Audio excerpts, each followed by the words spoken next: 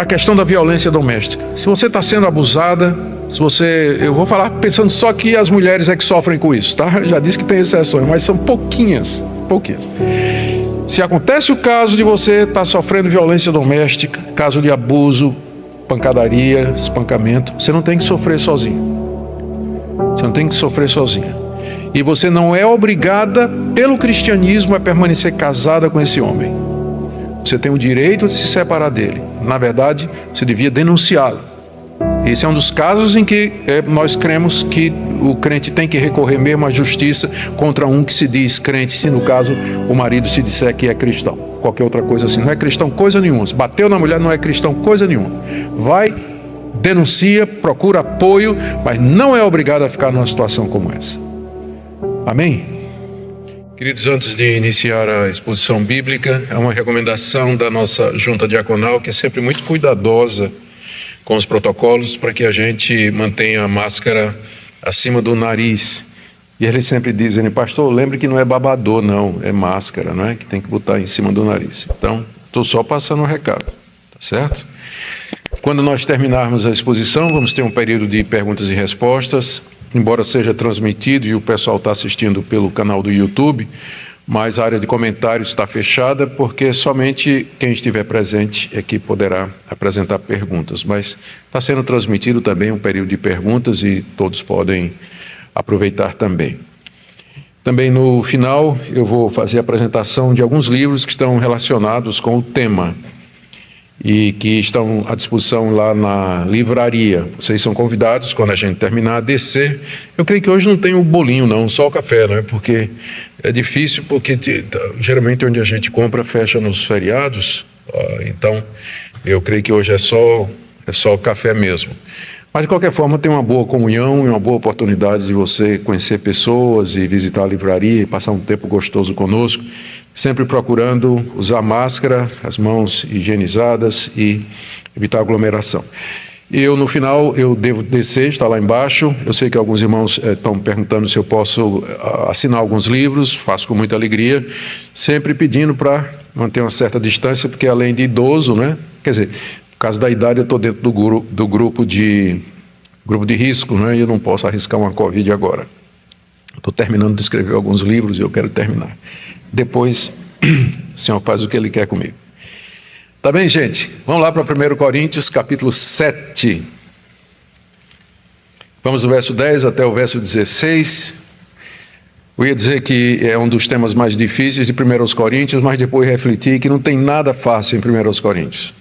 Quem tem acompanhado a exposição desde o começo sabe como nós temos sido desafiados a tentar compreender o ensino do apóstolo Paulo aqui. 1 Coríntios, capítulo 7, de 10 a 16. Vamos ler o que escreveu o apóstolo Paulo. Aos casados ordeno, não eu, mas o Senhor, que a mulher não se separe do marido. Mas se ela se separar, que não se case de novo, ou que se reconcilie com seu marido, e que o marido não se divorcie da sua esposa. E aos outros, digo eu, não o Senhor. Se algum irmão estiver casado com uma mulher não crente, e esta concorde em morar com ele, não se divorcie dela. E se uma mulher estiver casada com um homem não crente, e esse concordar em viver com ela, que ela não se divorcie do marido. Porque o marido não crente é santificado no convívio da esposa, e a esposa não crente é santificada no convívio do marido crente. Se não fosse assim, os filhos de vocês seriam impuros, porém agora são santos.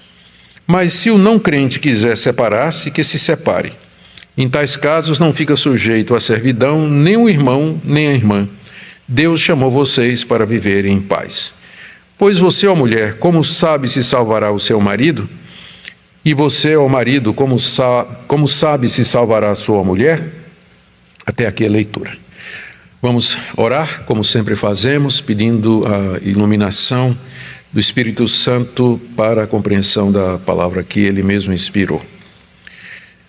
Sim, Deus querido, diante de Ti nós nos prostramos, diante dessa passagem que fala ao nosso coração e que reflete a situação de muitos irmãos e sobre a qual existe tanta controvérsia.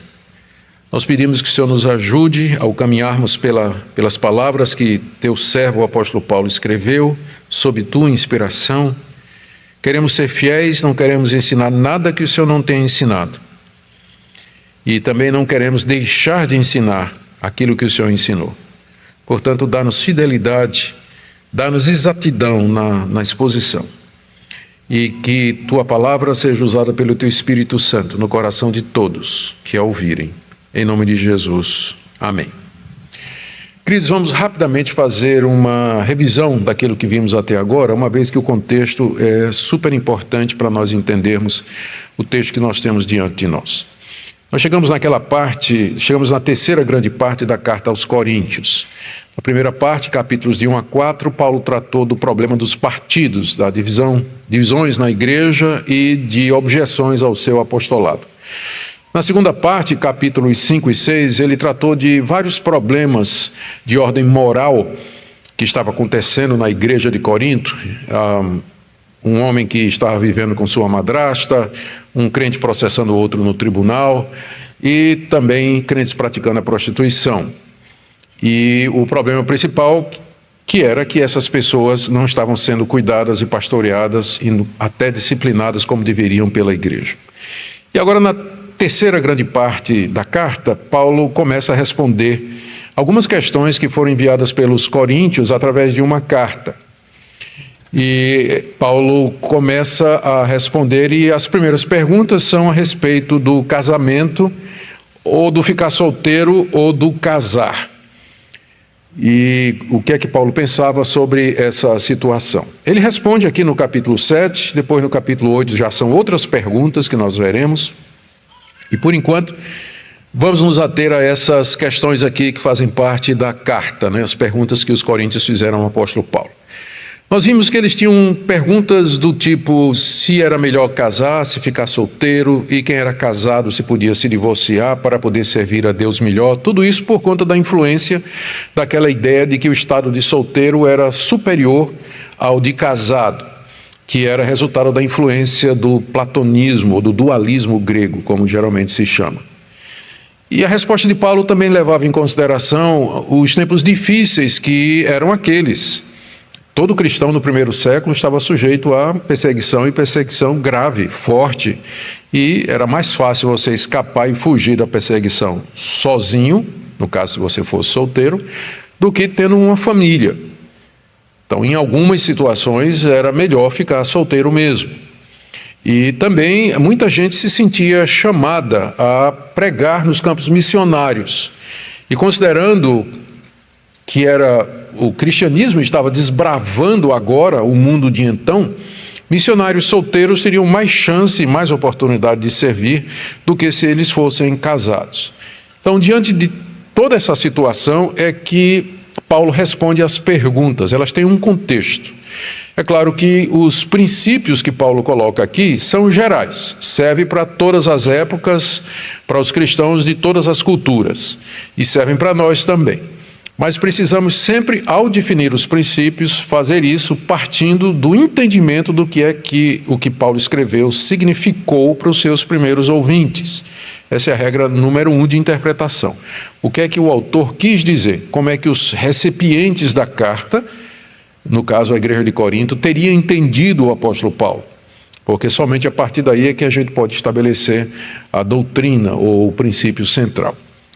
Nós vimos na exposição anterior, do verso 1 até o verso 9, Paulo respondendo à questão do casar ou ficar solteiro, e também se dava para fazer uma abstinência ou unilateralmente um dos cônjuges resolver se abster do relacionamento sexual para servir a Deus melhor. Agora, eu creio que Paulo está respondendo aqui duas questões. A primeira delas é se crentes, irmãos casados em Cristo Jesus, se eles poderiam se separar para poder servir melhor a Deus. Talvez um quisesse ir para o campo missionário, ou talvez os dois quisessem ir para o campo missionário, mas situação diferente, ou qualquer outra situação. Eu sou casado com uma pessoa crente e eu posso me separar para servir melhor a Deus, servir melhor ao Senhor. Ou seja, a separação é legítima nesse caso. A segunda pergunta é: eu sou casado ou casada com uma pessoa descrente. Uma pessoa descrente. E eu posso, pelo fato dela ser descrente, me separar para poder me consagrar mais a Deus? Porque não resta dúvida que, se você está casado com uma pessoa que não é crente, você não vai ter a mesma facilidade, o mesmo ânimo e o mesmo encorajamento para servir a Deus se seu cônjuge fosse crente.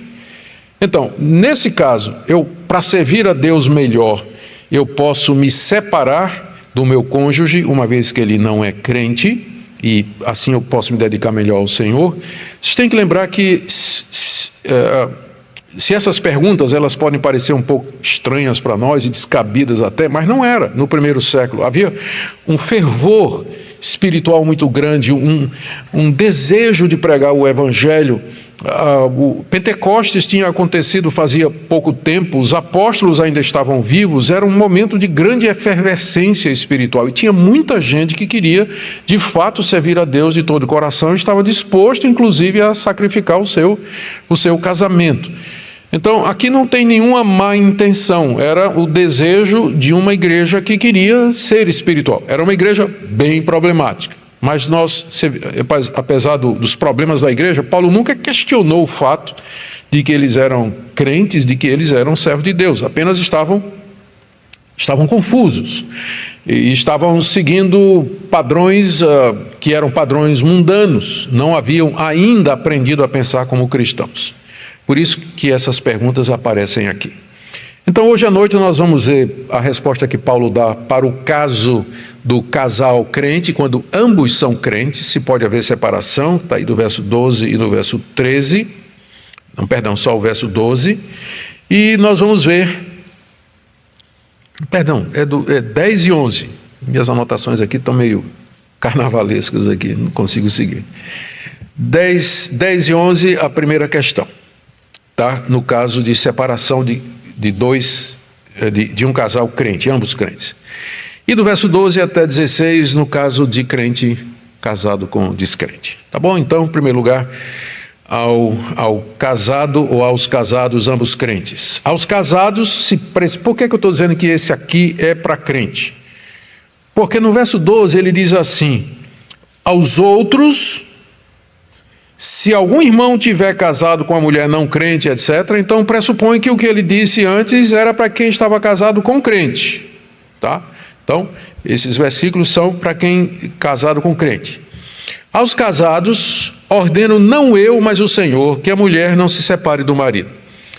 Essa expressão de Paulo, não eu, mas o Senhor, não significa que a autoridade com que Paulo está dizendo alguma coisa fora da autoridade de Cristo e fora da autorização ou da permissão de Cristo Jesus. Ele não está falando por ele mesmo. O que ele está dizendo é simplesmente o seguinte: o que eu vou falar aqui, o Senhor Jesus não falou. Mas isso não quer dizer que eu não tenha autoridade para fazer isso. Tanto é que no final do capítulo 7, ele como que faz uma ressalva, quando ele diz assim, no verso 40, e eu penso que também eu tenho o Espírito de Deus. Então ele tem consciência de que ele tem o Espírito Santo, que está falando pelo Espírito Santo. Quando ele diz, digo eu, não o Senhor, é simplesmente que Jesus Cristo, isso aqui está no verso 12, né? É que Jesus Cristo nunca tinha falado sobre esse assunto. E, portanto, quando ele diz, ordeno não eu, mas o Senhor, é porque ele tem uma palavra de Cristo sobre esse assunto. Isso porque as pessoas pegam essa passagem aqui e acham que Paulo aqui está legislando sem a autoridade de Cristo. Mas quando ele diz, não eu, mas o Senhor, ou o Senhor, mas não eu, é porque se refere a ditos de Jesus a respeito do assunto. Jesus falou para a gente casada e no ambiente do judaísmo, onde não se passava pela cabeça que um membro de Israel, o povo de Deus, fosse casar com um gentio, um descrente. Os judeus casavam entre si. Então Jesus já falou sobre esse assunto. Por isso que ele diz no verso 10, aos casados ordeno, não eu, mas o Senhor. E aqui Paulo se refere sem dúvida ao que Jesus ensinou em Mateus capítulo 19, quando os fariseus se aproximaram dele com uma pegadinha e perguntaram se o homem pode se divorciar da sua mulher por qualquer motivo. E o Senhor Jesus Cristo apelou para a Escritura, dizendo que no princípio Deus os fez homem e mulher, e que aquilo que Deus uniu, o homem não separe. E aí os fariseus disseram, sim, mas Moisés mandou dar carta de divórcio. E Jesus disse, somente por causa da dureza do coração de vocês. Mas eu digo a vocês, quem deixar a sua mulher e casar com outra, comete adultério, a não ser em caso de relações sexuais ilícitas, a não ser que tenha havido adultério. Se não houve adultério e você se separa da sua mulher, se você casa de novo, você vai cometer adultério. Então Jesus já havia se posicionado a respeito disso, ele já tinha falado a respeito disso, dizendo que não é para separar, não é. A única exceção seria se houvesse adultério cometido por um dos cônjuges. E mesmo assim, isso não obriga o divórcio. Possibilita. A abordagem que os pastores geralmente tomam, pastores reformados geralmente tomam, quando se deparam com um caso de adultério, não é dizer assim para a pessoa que foi traída, você pode pedir divórcio, vamos, eu te ajudo, vamos ali no cartório que eu já ajudo você a preparar os papéis e tudo mais. Não.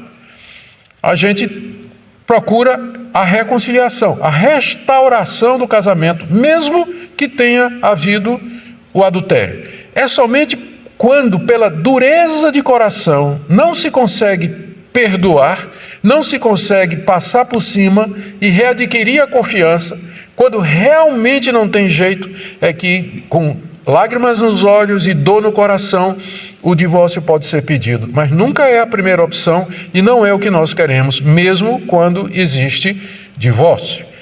Nós seguimos o que disse o Senhor através do profeta Malaquias, lá no capítulo 3. Eu odeio o repúdio, diz o Senhor. Odeio o repúdio. Deus odeia o divórcio. Não é o que ele queria, não é o plano dele, só pela dureza de coração, porque depois da queda de Adão e Eva, nós vivemos num mundo quebrado, onde não existe solução perfeita, é que Deus permitiu o divórcio naquela situação. É o que Paulo explica aqui. Verso 10, aos casados ordeno, não eu, mas o Senhor, que a mulher não se separe do marido. Ele está começando com a mulher, porque talvez foi uma pergunta que as mulheres de Corinto estavam fazendo, né? Por isso que ele responde primeiro com a mulher. Mas se a mulher se separar, que não se case de novo, ou que se reconcilie com seu marido. Ou que não case de novo, ou se reconcilie com seu marido. Por quê? Porque se não houve adultério, se ela casar de novo, ela vai cometer adultério. Mesma coisa o marido, né? Veja o final do verso 11. E o marido não se divorcie da sua esposa.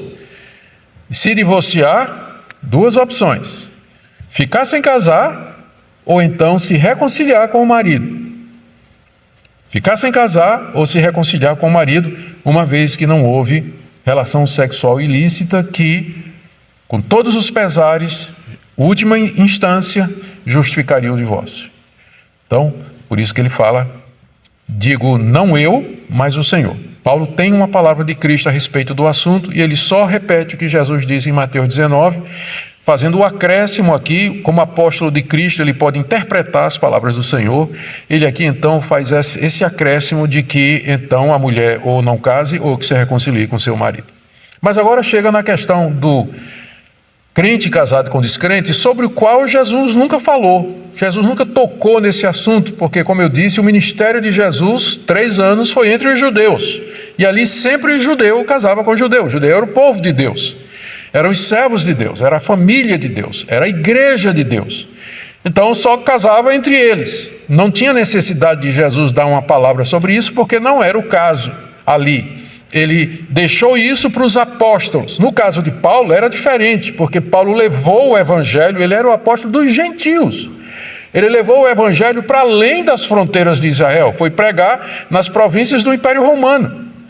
E acontecia muito isso. Pessoas casadas, uma se convertia, mas o marido não. Ou então o marido se convertia e a esposa não se convertia. Paulo está contemplando aqui uma situação de fato. Ele está falando para que gente que já era casada e que com alguém que não era crente. Lembre que isso aqui é uma situação de fronteira no primeiro século, né? Não tem ainda aqui uma segunda geração de cristãos que aí eles vão, depois de convertidos, eles vão querer casar. Aqui geralmente era pessoal já adulto, não é? Já com a vida resolvida, que se convertia. Os filhos deles é que iriam para essa segunda geração. Eu estou dizendo isso porque essa passagem ela não pode ser usada para justificar casamento misto. Tem muita gente que vai pegar essa passagem para dizer aqui, olha, o apóstolo Paulo fala da possibilidade de um crente casar com um descrente. Não, Paulo não está falando da possibilidade de um crente casar com um descrente. Ele está contemplando uma situação que já existe. O ensino dele todo, não é? Aqui, ó, por exemplo, no final de 1 aos Coríntios, só para não deixar dúvida, verso 39. A mulher está ligada ao seu marido enquanto ele vive. Mas se o marido morrer, ela fica livre para casar com quem quiser, mas somente no Senhor. Então é evidente que Paulo não está ensinando aqui, abrindo a porta para... Ele não está estimulando o casamento misto. Quando a gente chama casamento misto, eu sou a favor do casamento misto, homem e mulher, né? Então é misto. Mas quando eu falo misto aqui nesse contexto, é crente com descrente, né? Nesse caso, eu não creio que a gente pode apoiar isso biblicamente, né? Dar suporte ou dar apoio para esse tipo de atitude. E vale também para quem está namorando pensando em casar, tá? Vale também para quem está namorando pensando em casar. Sobre isso, Jesus nunca deu uma palavra, por isso que Paulo no verso 12 diz assim, aos outros, né, que estão nessa outra situação, digo eu, não, Senhor. Digo eu, não, Senhor. Se algum irmão tiver casado com uma mulher não crente, e esta concorda em morar com ele, não se divorcie dela. E ele vai dizer a mesma coisa com relação à mulher casada com um homem não crente. No verso 13, se uma mulher estiver casada com um homem não crente, e esse concorda em viver com ela, que ela não se divorcie do marido. Aqui o apóstolo Paulo dá uma resposta onde fica claro que ele coloca a instituição do casamento antes da questão religiosa. Ele não permite que você desfaça o seu casamento por motivos de religião. Quero me separar do meu marido descrente para eu poder servir a Deus melhor. Não. Se ele consente em morar com você, não se divorcie dele. E também, né, se for uma mulher, se for um marido, um homem casado com uma mulher descrente, mesma coisa. A mulher consente em morar com ele, não abandone. O casamento não pode ser desfeito por esses argumentos do tipo assim, eu quero me dedicar mais a Deus, eu quero servir a Deus melhor, eu quero me separar para poder ir para a igreja, que meu marido me deixe para a igreja, estou criando meus filhos sozinho. Sim, mas quem casou com ele? Quem casou com ele? Ah, mas eu casei no tempo da ignorância. Sim, agora a irmã sabe a verdade. Então, Deus vai lhe dar graça, Deus vai lhe dar sabedoria, mas você não pode se separar do seu marido só porque ele é descrente. Só porque ele é descrente. E há casos de pessoas que não são crentes, mas que não colocam qualquer dificuldade para a parte crente exercer o seu cristianismo. E por isso que Paulo ele tem alguns argumentos aqui que ele vai colocar. Mas antes, deixa eu contar uma experiência que eu passei. Foi muitos anos atrás, durante o meu primeiro ministério aqui, e eu estava pregando numa igreja aqui para o lado da Iputinga, nem me lembro o nome, é melhor até que eu não lembre mesmo. E eu me lembro que eu falei sobre casamento, alguma coisa assim. E na saída veio um rapaz conversar comigo e disse, pastor, eu preciso da sua ajuda. Eu sou casado com uma moça, a minha esposa não é crente, mas é uma pessoa que não se incomoda de eu vir à igreja e tudo mais. Eu me converti, né? Me converti depois de casado, mas ela não se converteu. Ela não vem à igreja, não gosta da igreja, mas também não impede que eu venha, não fica colocando dificuldade. O problema, pastor, é que aqui na igreja tem uma profetisa, e toda vez que ela me vê, ele diz assim, ó servo, o Senhor preparou uma varoa para você, tá certo? Uma mulher crente para você. Larga essa incrédula, porque o Senhor preparou uma varoa para você. Diz, pastor, na minha igreja a gente acredita nisso, e eu estou aqui confuso, porque essa palavra é do Espírito Santo? Eu disse, meu irmão, vamos aqui para 1 Coríntios capítulo 7. Você crê que a Bíblia é inspirada por Deus? Creio. Inspirada pelo Espírito Santo? Creio. Então o Espírito Santo não se contradiz, meu irmão. Porque ele está dizendo aqui, pelo apóstolo Paulo, que se eu perguntei, sua mulher consente em viver com você? E ele disse, sim, ela consente. Então, está claro, o Espírito Santo já falou, não deixe a sua mulher. Então, eu imagino que a varoa preparada deve ser a profetisa, né? Ela que está de olho no irmão, alguma coisa desse tipo aí, né? Mas o Espírito Santo já falou. 3 razões, o apóstolo Paulo, na verdade, 2 razões que o apóstolo Paulo coloca aqui para o descrente que permanece em casa não seja motivo para que o crente se aparte dele. O primeiro é com relação à santificação do descrente, verso 14. Porque o marido não crente, o porquê aqui introduz a explicação de Paulo, né, quando ele disse não se separe se o descrente quiser. Porque o marido não crente é santificado no convívio da esposa, e a esposa não crente é santificada no convívio do marido crente. Para entender o que Paulo está dizendo, precisamos definir a palavra santificado aqui. O sentido mais básico da palavra santificar, ou do verbo santificar, é separar. É isso que ele significa. Curiosamente, o verbo no grego é o verbo aforizo, que significa separar. Se você pegar as letrinhas, as consoantes, você vai ver que são as mesmas consoantes da palavra fariseu. FRS, são as mesmas consoantes da palavra grega para separar. Por que isso? Porque os fariseus surgiram exatamente porque eles achavam que eles eram os separados de todo o restante do povo e, portanto, mais santo, mais justo diante de Deus. Não se misturavam com as demais camadas sociais e religiosas de Israel. Eles eram os fariseus, separados. É isso que a palavra quer dizer. Paulo está usando aqui essa palavra não no sentido ético, como a gente costuma usar, né? Santificar no sentido de você se tornar mais santo, mais puro, fazer o bem, detestar o mal, andar nos caminhos de Deus, ter uma vida de piedade, de devoção. Esse é um sentido que a palavra é usada no Novo Testamento, mas o sentido em que ela é usada aqui é o seu sentido básico de separação. Quando Paulo diz que o marido descrente é santificado pela esposa crente, ele não pode estar dizendo que, sem ter passado pela regeneração, novo nascimento, conversão e mudança de vida, o descrente de alguma forma pode experimentar o processo de santificação, porque não pode. O processo de santificação, ele sempre vem depois da conversão. Quem não é convertido não pode ser santificado. Quem não é nascido de novo, ele não pode experimentar a santificação, que é esse processo gradual em que a gente cada vez mais mortifica o pecado e cada vez mais é feito semelhante a Jesus Cristo. É um processo que vai durar a vida inteira, mas vai durar na vida do crente. Descrente não experimenta santificação. Ele pode virar religioso, um moralista, mas a verdadeira santificação operada pelo Espírito Santo, isso é somente para quem é regenerado. Portanto, o que Paulo está dizendo aqui, o que ele está fazendo é usando a palavra santificada no sentido de separado. E por isso, quer dizer, distinto dos demais descrentes. O marido não crente é santificado no convívio da esposa.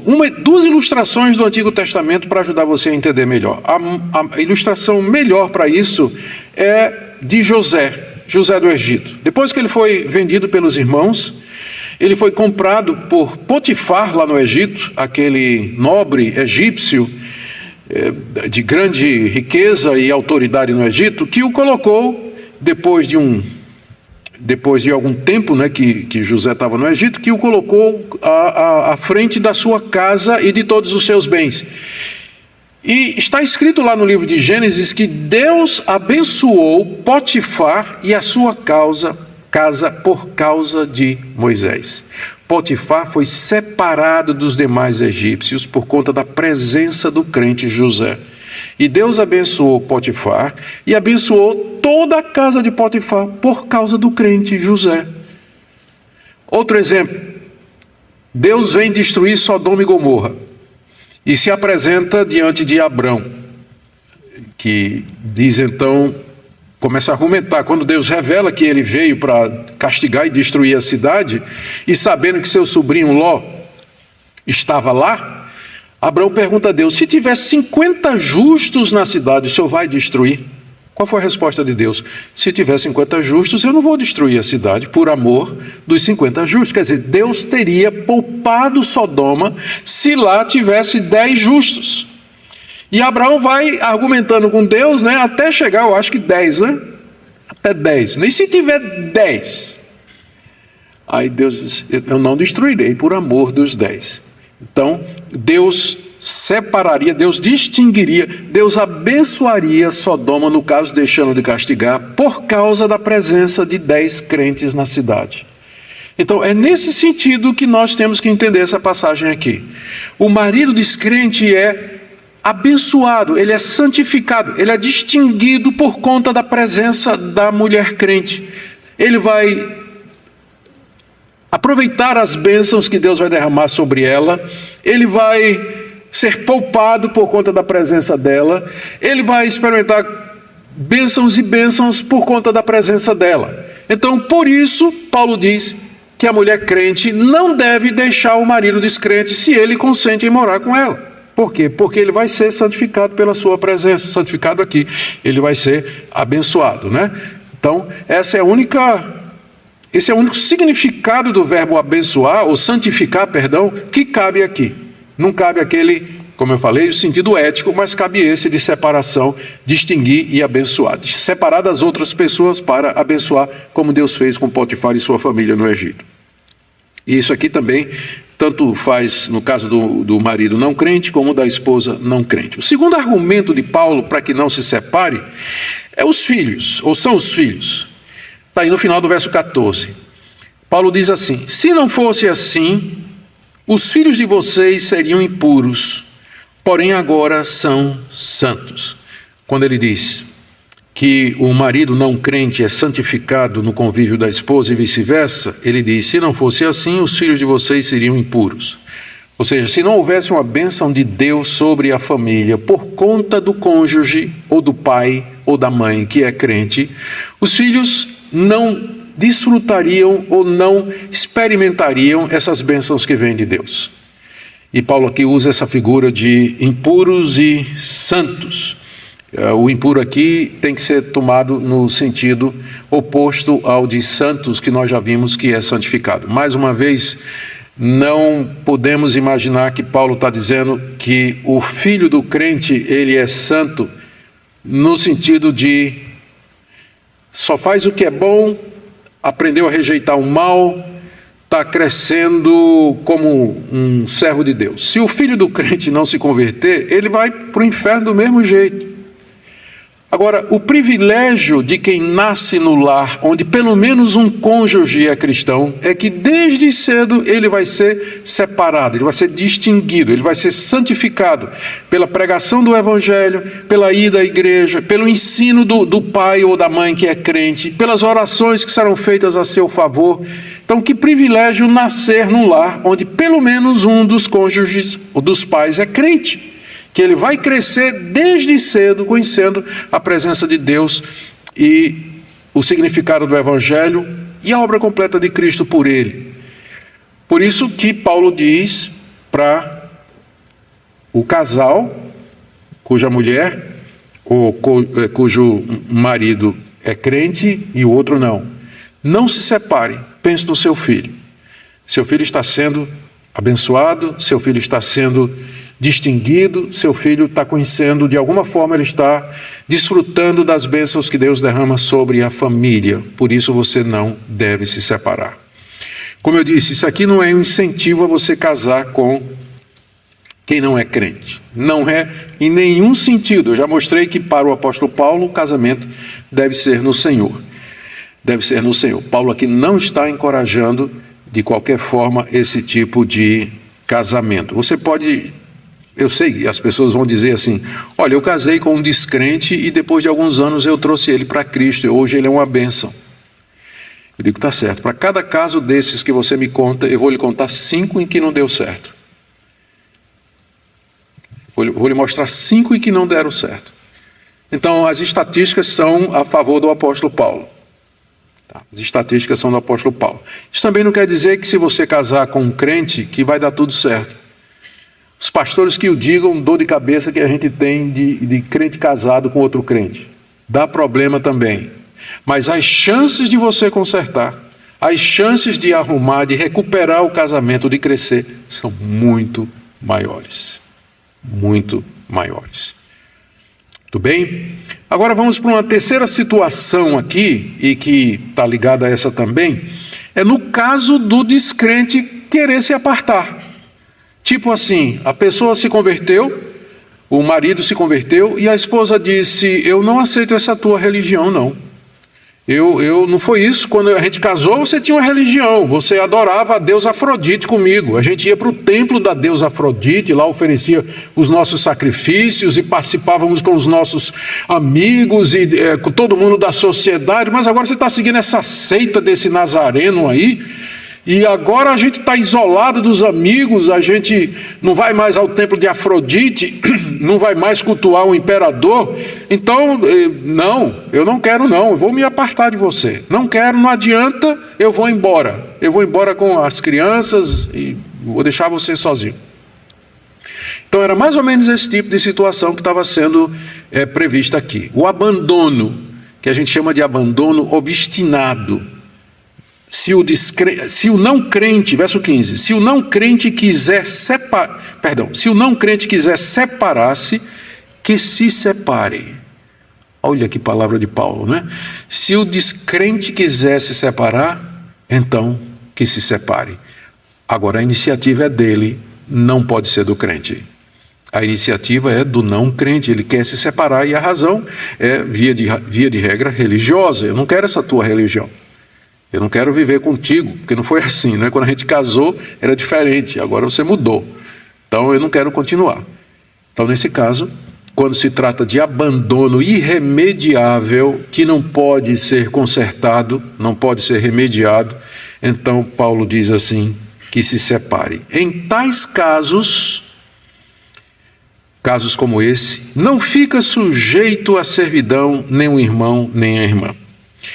Apenas um detalhe aqui, no verso 15, quando ele diz, se o não crente quiser separar-se, que se separe, aqui o separar-se tem a mesma força do divorciar-se das ocorrências anteriores do verbo. Então, por razões, eu não sei quais, a nossa tradução deveria, por consistência, ter traduzido como divorciar-se aqui, como ele traduziu nas outras ocorrências. Só que aqui ele botou separar-se, mas seria, para ser coerente, se o não crente quiser divorciar-se, que está implícito aí o desejo de separar-se e ir embora, né? Se ele quiser fazer isso, então, que se divorcie. Nesse caso, não fica sujeito à servidão, nem o irmão, nem a irmã. Deus chamou vocês para viverem em paz. O vocês aqui é a igreja a quem Paulo escreve. Essa expressão, não fica sujeito à servidão, ela tem sido interpretada de maneira diferente por gente boa, gente crente, gente que tem capacidade e preparado teologicamente. A posição que nós seguimos aqui é que a servidão seria ficar preso pelo casamento a um descrente que não quer você. Que não quer você por motivos religiosos mesmo. E o que acarreta uma situação praticamente insustentável. Praticamente insustentável. A ponto de Paulo dizer, Deus chamou vocês para viver em paz. E numa situação como essa, não teria como você, casado com um descrente, o descrente quer se separar de você, não quer continuar com você de maneira nenhuma, por conta de Cristo e outros fatores. Então, Paulo disse, deixa. E aí a mulher crente, vamos imaginar o caso da mulher crente piedosa, disse, mas como é que eu vou dar o divórcio para ele? Como é que eu vou deixar ele ir? Né? E de repente eu posso ganhá-lo para Cristo. Eu posso levá-lo a Jesus. Verso 16. Pois você, ó mulher, como sabe se salvará o seu marido? Ou você, ó marido, como sabe se salvará a sua mulher? Você não sabe se você vai salvar. Porque alguns se prendem né, dizendo isso, não, eu quero ganhar meu marido para Cristo, eu quero ganhar minha esposa para Cristo, por isso eu não vou consentir jamais com essa separação. Esse argumento, ele pressupõe que você acha ou pensa que é capaz de converter alguém. E, portanto, Paulo rebate aqui. Como é que você sabe que você vai salvar o seu marido ou você vai salvar a sua esposa? Porque isso é alguma coisa da soberania de Deus, da ação soberana de Deus na vida das pessoas. Então, não tome uma decisão baseada no imponderável, naquilo que você não pode ter certeza, naquilo que você não pode garantir que vai acontecer. O que acontece é que você está num casamento onde o descrente não quer ficar, na verdade até já abandonou. Em alguns casos, aqui entra a violência doméstica, onde a gente enquadra a violência doméstica.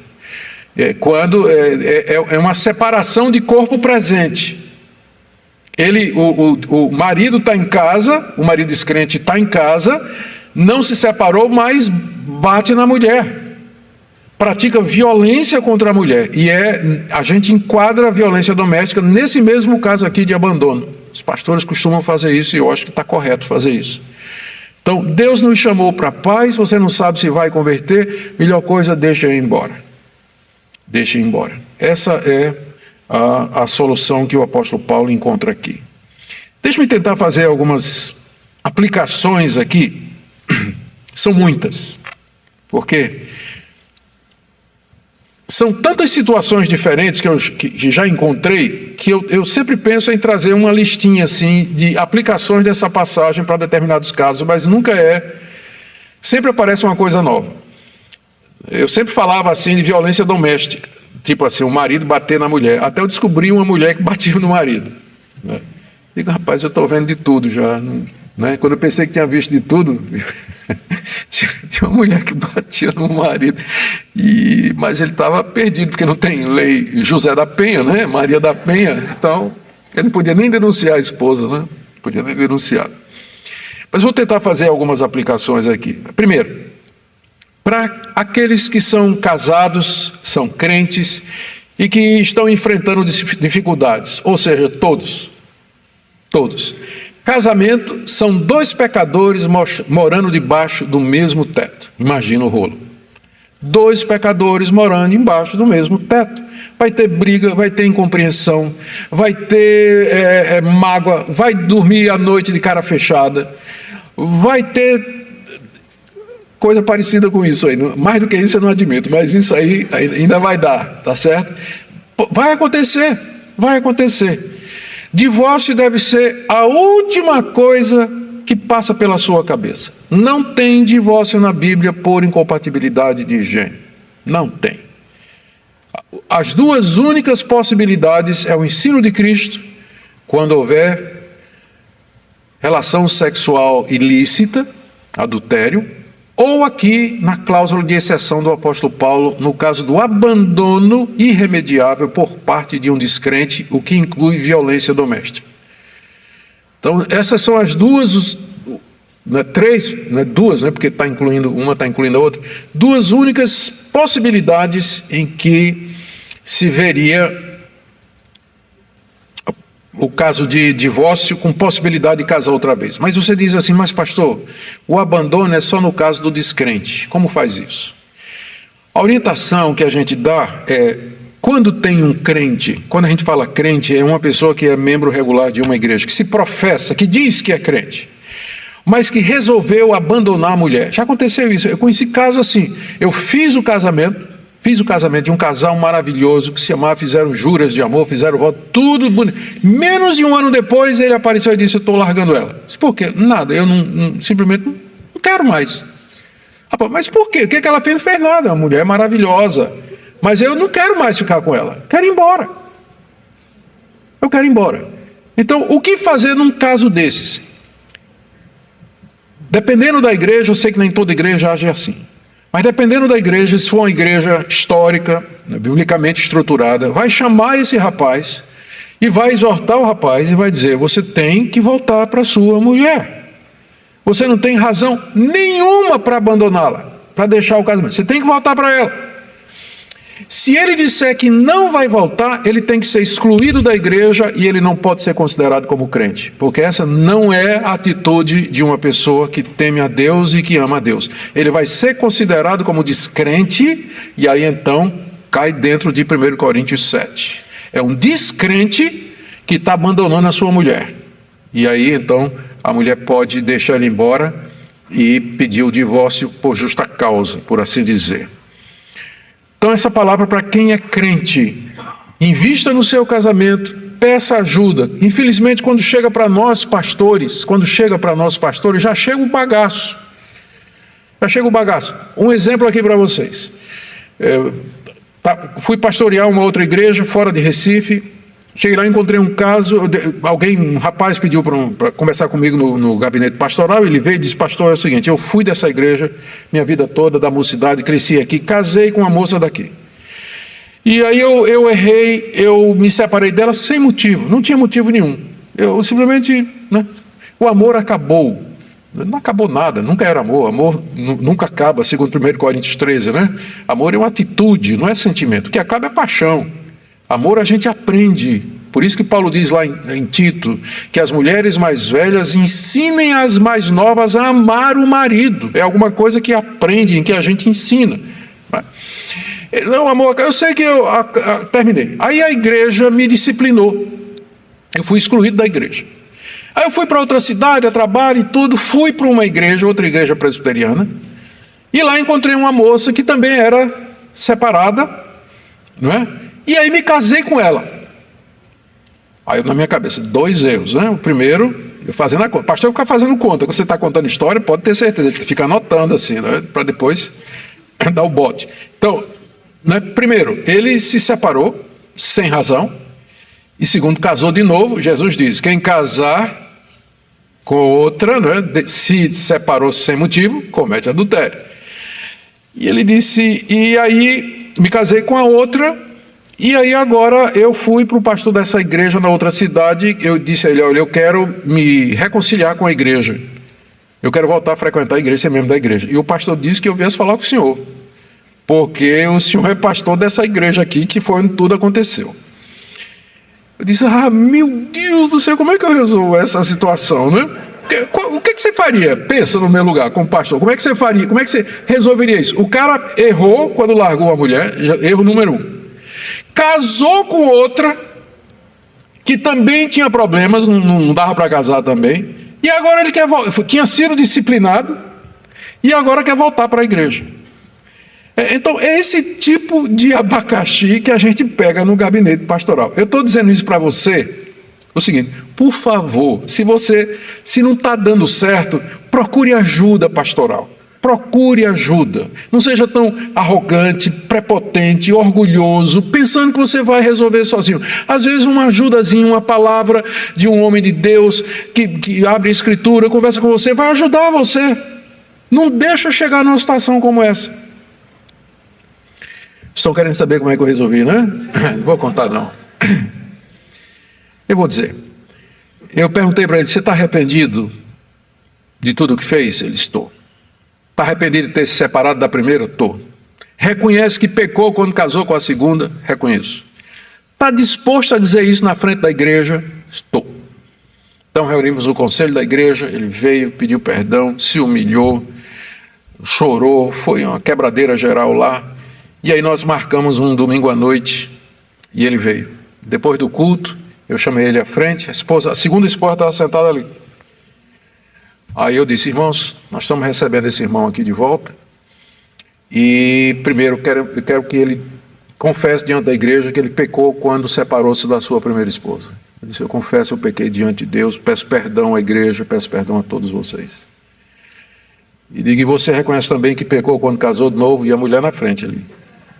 Se eu confesso, pequei diante de Deus e realmente eu estou aqui quebrantado, eu sei que eu fiz alguma coisa que não tem mais conserto. Eu disse: não tem mesmo não, né? Eu tinha falado com ele: não tem o que fazer, não vou mandar você largar essa segunda mulher, né? Não se resolve com divórcio, aí é só mais o terceiro pecado, né? Terceiro problema. Eu disse: tá bom. Aí choro na igreja, ele chorou, foi um momento muito emocionante. E eu disse para ele lá no gabinete, eu disse, olha, nós vamos te receber porque você é crente, dá para ver, você está arrependido de fato, está quebrantado, não tem como não. Mas uma coisa, você nunca vai poder ser professor de escola dominical, diácono ou presbítero nessa igreja. Porque a xícara foi quebrada. Xícara quebrada a gente ainda usa, mas a gente não serve na sala para os visitantes. Então não tem como você, aqui nessa igreja, você nunca vai ter uma posição de liderança. Você está perdoado, você vem, mas todo mundo conhece a sua história, não faz sentido, porque todo mundo vai olhar, o que é que os jovens vão dizer? Olha lá, fulano de tal, pintou, bordou, fez o que não devia, está lá na frente agora ensinando, então se ele pode, eu posso também. Então, como eu disse, não existe solução perfeita no mundo quebrado. Existe a menos ruim, especialmente nessa área de família. Então, por favor, não faça isso com a gente, com os pastores. Quando a coisa começa a complicar, peça ajuda. Porque vai virando um rolo que você não encontra por onde puxar o fio. Não sabe nem por onde começar. A outra palavra que eu daria aqui, eu sei que o que eu estou dizendo aqui, para algumas pessoas, deve estar raiando, ou beirando o liberalismo. Porque há algumas pessoas que consideram que não existe nenhuma possibilidade de divórcio e novo casamento. Somente a morte pode terminar o relacionamento conjugal ou o laço do casamento. Eu diria para esses queridos irmãos que eles não deveriam colocar um peso sobre a igreja maior do que Deus já colocou. Quando Jesus acabou de dizer que se você se separar da sua mulher sem ser por relações sexuais ilícitas e casar com outra, comete adultério, o que é que os discípulos disseram? Mas se é assim, não convém casar. Então, a própria palavra de Jesus, quando ele abriu a possibilidade com a relação sexual ilícita para o divórcio, os discípulos ainda assim acharam pesado. Eles disseram, mas se é assim, não convém casar. Se eu posso me separar somente se a minha mulher adulterar, e se ela não adulterar? Vou ter que viver com ela 40 anos, 50 anos. Não convém casar. E Jesus não maneirou, não. Ele disse, é isso mesmo. Nem todo mundo é apto para receber essa palavra. Casamento é coisa séria. Então, se a própria palavra de Jesus, que abre uma exceção, os discípulos consideraram pesado, agora imagine você chegar e dizer, nem isso pode. Você está colocando um fardo que Deus não colocou sobre a igreja. Porque a base exegética para isso não existe. Vai querer dizer, primeiro, que Jesus não estava falando de casado. Jesus estava falando daquele período de noivado antes do casamento. Onde Jesus está falando isso? Ele está falando de divórcio, está falando de separação. Ele está citando Deuteronômio, onde claramente está falando de casamento. E vem com história de noivado. Querer empurrar no texto o que o texto não está dizendo. Ou então pega Romanos capítulo 7, onde Jesus diz assim que a mulher está ligada ao marido enquanto ele viver. Sim, esse é o padrão, isso é a regra. Como também está escrito, bom é que o homem não esteja só. Mas o próprio Paulo está fazendo exceção aqui. Quando ele diz, às vezes é melhor ficar solteiro. Então a Bíblia tem que ser lida toda. Esse é um dos lemas da reforma. Não é só a escritura, é toda a escritura. Toda a escritura. Toda a escritura. Para que a gente estabeleça algum ponto de doutrina. A minha última palavra aqui é para a questão da violência doméstica. Se você está sendo abusada, eu vou falar pensando só que as mulheres é que sofrem com isso, tá? Eu já disse que tem exceções, mas são pouquinhas. Se acontece o caso de você estar sofrendo violência doméstica, caso de abuso, pancadaria, espancamento, você não tem que sofrer sozinho. Você não tem que sofrer sozinha. E você não é obrigada, pelo cristianismo, a permanecer casada com esse homem.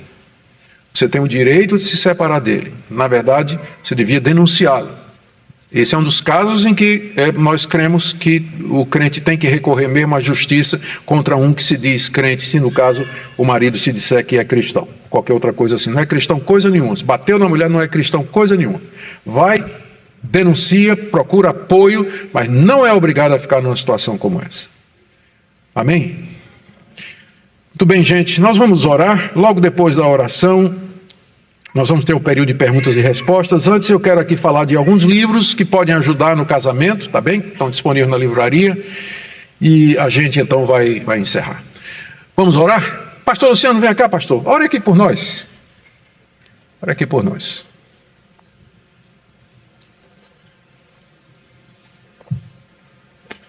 Pastor.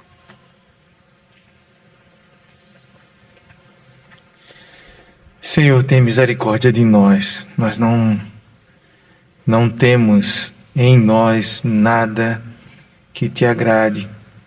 Mas muito obrigado, Senhor, porque na exposição da Tua Palavra nós encontramos graça que nos recebe em meio às nossas fraquezas, amor que cobre a multidão de nossos pecados, e nós podemos caminhar em segurança contigo olhando para a Tua Palavra. Obrigado, Senhor, pela vida do pastor Augustus, pela fidelidade à Escritura Sagrada, que o Senhor continue o abençoando e o usando.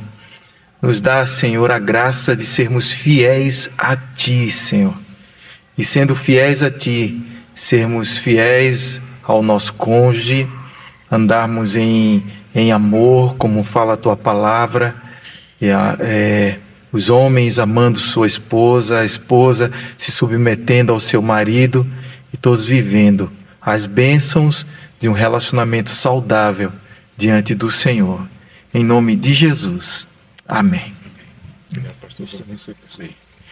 Gente, lá na livraria tem esse livro, eu li faz muito tempo, mas para mim continua um clássico, que é Antes de Dizer Sim, um guia para noivos e seus conselheiros, de Jaime Kemp. Para mim continua sendo um dos clássicos nessa área aqui. Tem alguns volumes disponíveis lá na livraria. Esses outros só tem um volume de cada, então o que chegar primeiro leva. Família da Aliança, de Gerhard von Groningen, é um conhecido professor de teologia da área de Antigo Testamento. Ele é holandês, tive a oportunidade de ter aula com ele, homem de Deus, e instruções bíblicas para a vida familiar que honra a Deus. Esse é maravilhoso. David Harvey, Quando Pecadores Dizem Sim. Aí começa, né? Tem uma lua de mel e depois começa, a ficha cai a realidade. Quando Pecadores Dizem Sim. Livro muito bom. E Namoro, Identificando Sinais de Perigo, do Lou Priolo. Tá? É um livro também muito bom para quem está namorando e querendo casar. Esses livros estarão lá embaixo, à disposição, para quem de vocês desejar aprender um pouquinho mais. Vamos dar oportunidade agora para perguntas. Se você quiser fazer uma pergunta, aqui, ó, vamos dar prioridade às mulheres, que raramente elas perguntam, estão ali. Por favor.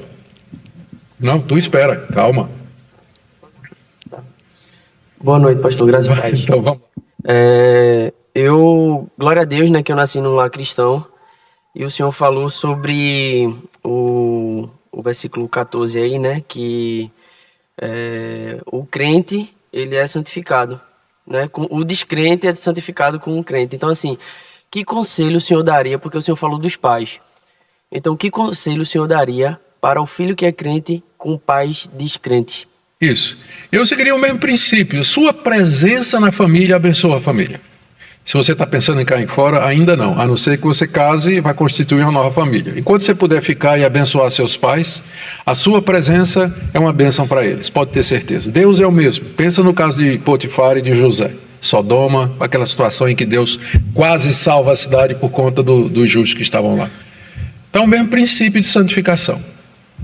Tá? Seja uma bênção lá. Boa noite, reverendo. Boa noite a todos. Diante do que foi posto pelo Senhor, Escritura, o adultério é uma opção para o divórcio. Mas o adultério aí, no caso, se caracterizava como homem e mulher, tendo relações sexuais. No mundo tecnológico que nós vivemos hoje, a internet, pornografias e masturbação estão muito presentes no nosso cotidiano.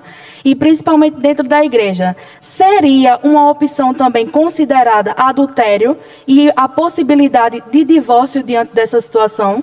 Que adultério é. Entretanto, pecados têm consequências diferentes.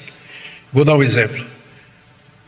Se eu odiar alguém e querer a morte dele no meu coração, isso é quebra do mandamento, não matarás. Foi o próprio Jesus que disse, não é? Ouviste que foi dito, não matarás. Mas quem disser seu irmão, seu idiota, esse é réu do pecado, é réu do fogo do inferno. Então, é um pecado, e é um pecado grave, você querer a morte do seu irmão, mas você não vai preso por isso. Agora pega um 38 e atire nele. Não matarás, só que a consequência é diferente. Então, o mesmo pecado, mas as consequências são diversas. Então, é a mesma coisa da impureza sexual. Não estou diminuindo. É adultério diante de Deus. Está adulterando diante de Deus. Mas não é a mesma coisa de você se deitar com a mulher do seu próximo, que aí envolve outras pessoas, como também o assassinato, né? Vai envolver outras pessoas, vai envolver uma outra família, uma situação que certamente virá público cedo ou tarde, ou seja, as consequências são muito mais graves no caso do adultério físico.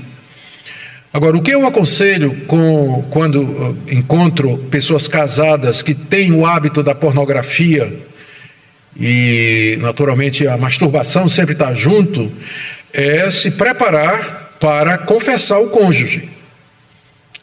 Pode ser que o cônjuge não reaja muito bem, mas há casos de perdão e de compreensão. É um primeiro passo para a libertação, porque por enquanto for secreto, e ele vai continuar a alimentar aquilo ali. Mas na hora que ele sabe que o seu cônjuge sabe, e que a pessoa vai querer ajudá-lo a se libertar desse vício, então a situação pode mudar. Mas a consequência não pode ser a mesma. Pensa no caso do não matarás que eu citei aqui. A mesma coisa o não furtarás. Você fica olhando o carro do vizinho, né, cobiçando o carro do vizinho. Nunca vai ter nenhum problema, só com Deus. Mas no dia que você roubar o carro do seu vizinho, você vai em cana, né? Tá bom, mais uma pergunta? Aqui, por favor. Boa noite a todos. Eu sou casada há 5 anos. Casada não, moro junto há 5 anos. Mas eu me converti. E eu perguntei ao pastor que eu frequento a igreja para me batizar. E eu contei minha situação a ele e ele disse que eu teria que me casar para depois fazer o batismo. E eu fui falar isso para o meu esposo. Ele disse que não era do dia para a noite que isso aconteceria, mas que sim, a gente iria casar. E me pediu paciência. Eu devo esperar ou eu tenho que me separar? Sim. Como eu disse, né, gente? Não existe uma área mais complicada do que essa, viu? Não existe. Se há uma expectativa de casamento, se há realmente uma expectativa, eu conheci casos assim. E que a gente fez o casamento e recebeu a pessoa na igreja, depois a família toda. E a pessoa era casada com um descrente. Estou me lembrando. Eles tinham 6 filhos. Você tem 2 já, não é? Então, se há uma expectativa séria mesmo de casamento, eu creio que, é claro, você deve permanecer. E eu diria até que, no caso de ele você não tem... Vai ficar muito complicado por conta dos filhos, por conta da situação. O Brasil reconhece a união estável, né? Não que a igreja de fato reconheça, mas a igreja não reconhece para fins de membresia, de participar da igreja, de considerar como casado. Você vai ter que suportar as consequências disso, que é não conseguir ser membro de uma igreja e ser batizada, fazer profissão de fé. Tá certo? O certo era buscar o casamento mesmo. Mas é muito complicado. Eu não vou dizer para você, abandona e fica você e os seus 2 filhos.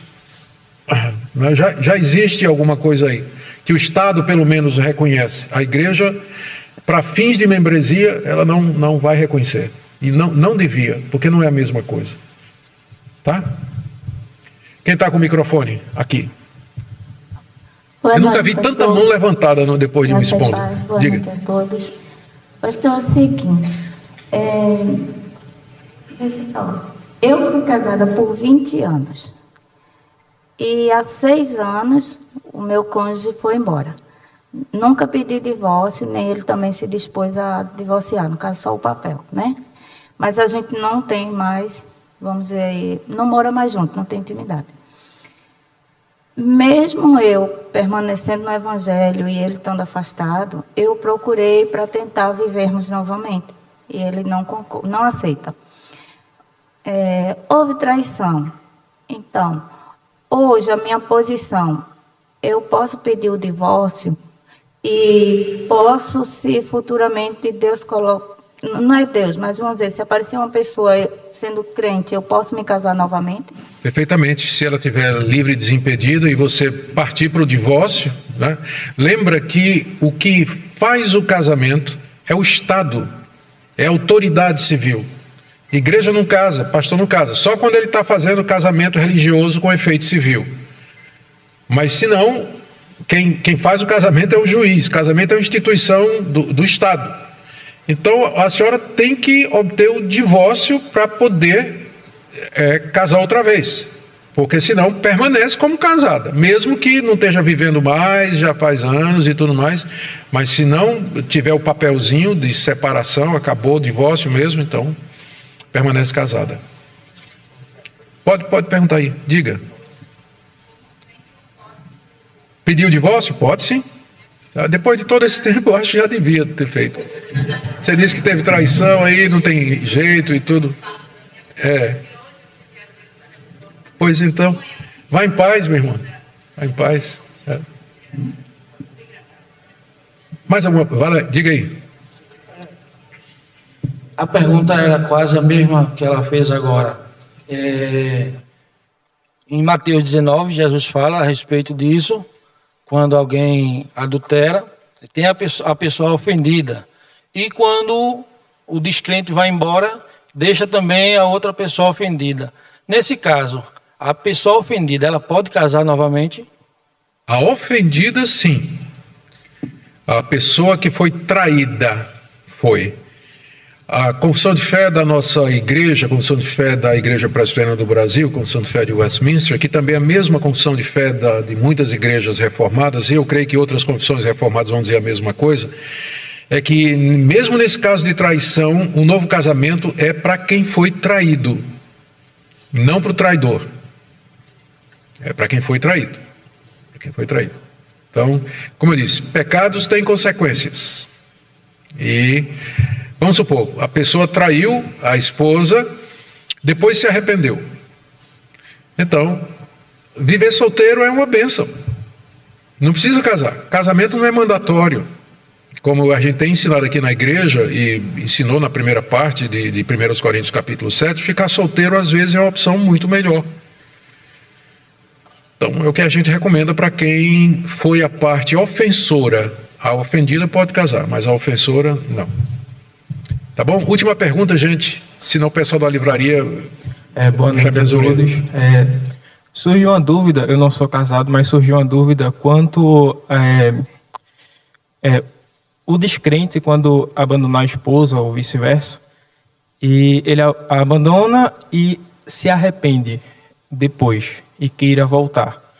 Qual deve ser a posição do crente nessa situação? Se não houve divórcio ainda, deveria aceitar.